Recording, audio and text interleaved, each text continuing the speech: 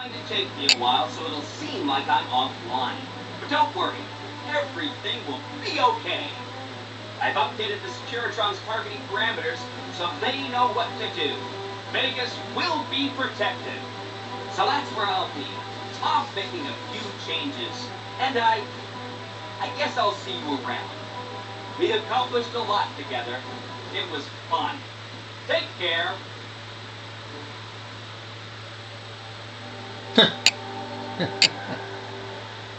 And so the courier who had cheated death in the cemetery outside Goodsprings cheated death once again, and the Mojave Wasteland was forever changed.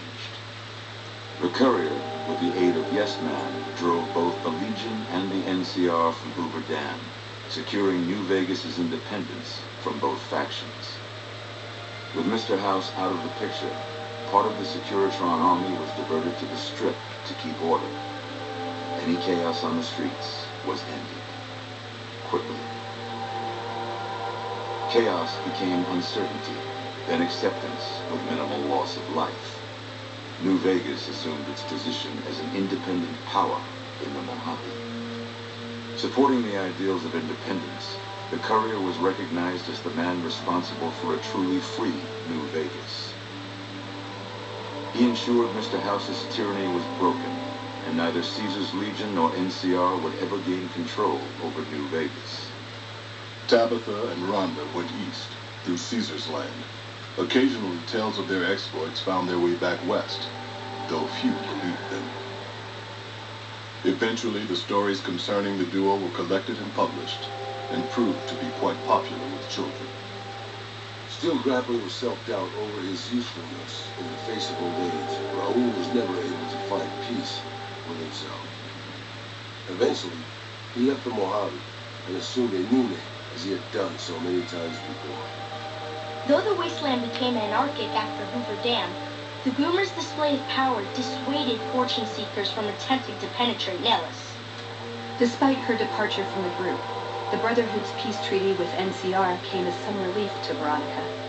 Though she remained friendly with surface patrols, she was never again permitted to enter the bunker she once called home. Fearing for the safety of anyone she associated with, she continued her solitary life as a scavenger. Their leaders destroyed by the courier, the fiends scattered throughout the wasteland. Without the organization of Motor Runner, Cook, Violet, and Driver Nephi, they were easy prey.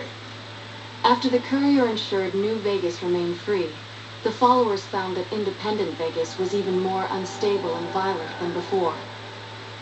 Old Mormon Fort became excessively burdened by the influx of patients, struggling to provide even the most basic of services. Arcade was proud to have been one of the defenders who helped repel the Legion from Hoover Dam. He was prouder still to see the area free from the shackles of the NCR and Mr. House. Though independence for New Vegas was not all he hoped it could be, Arcade used his enclave knowledge and technology to keep order wherever he could. With New Vegas's independence formally declared, Goodsprings thrived. More travelers stopped by Goodsprings on their way to and from the Strip, and the locals grew prosperous from the traffic. The slaughter of the Van Graffs and the Crimson Caravan caused no end of trouble for NCR back west. Already struggling, NCR's supply lines suffered further as the two caravans withdrew support until the massacre in the east was resolved. Cass lived to see the courier bring down 3 armies, and by her count, that was 3 more than she'd expected. She kept quiet about that, though. During the Battle of Hoover Dam, the Great Khans quickly evacuated Red Rock Canyon and headed north and east into the plains of Wyoming. There, they reconnected with the followers of the Apocalypse and rebuilt their strength. Bolstered by ancient knowledge of governance, economics, and transportation, they carved a mighty empire out of the ruins of the Northwest. Thanks to the courier and Lily, a cure for the Nightkin's schizophrenia was found shortly after Dr. Henry's experiment concluded. Nightkin and other super mutants in the wasteland flocked to Jacobstown, and the town became known as a haven where a mutant could find peace. Lily continued to take her medicine at half doses, and although she remembered her grandchildren, her mind remained muddled and confused. Eventually, she parted ways with the courier and traveled west, seeking the remnants of her past.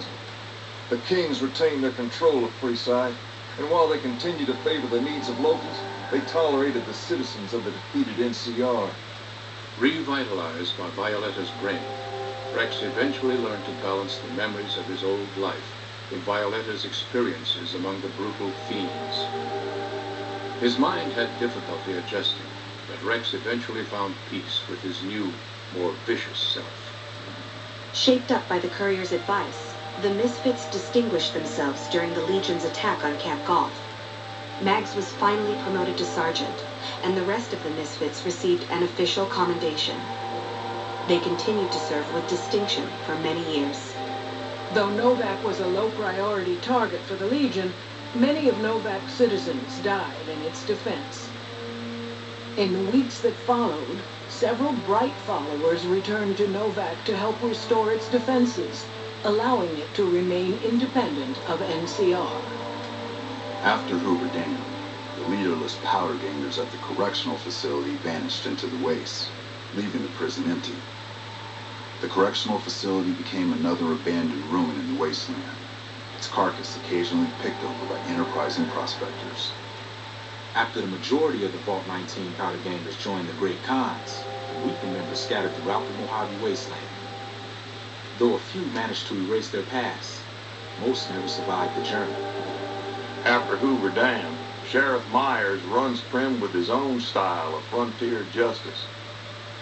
He deals with most folks fairly, but now and then someone winds up dead with little to no evidence against them.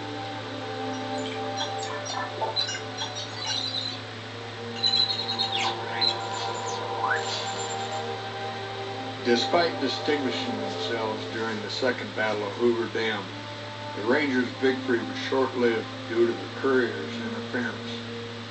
Chief Hanlon personally directed the evacuation of the Rangers to Mojave Outpost as they fell back into NCR territory. Bitter over the waste of life in Mojave, Hanlon stepped down from his post. After a campaign in which he denounced Oliver's and Kimball's hawkish, imperialist ways, Hanlon was elected as the Senator of Reading. After their bold arrival at Hoover Dam, the remnants disappeared as quickly as they came. Legends of their power spread throughout the Southwest, a reminder of why people once feared the sight of vertibirds in the sky. And so the courier's road came to an end, for now. In the new world of the Mojave Wasteland, fighting continued, blood was spilled, and many lived and died just as they had in the old world. Because war never changes.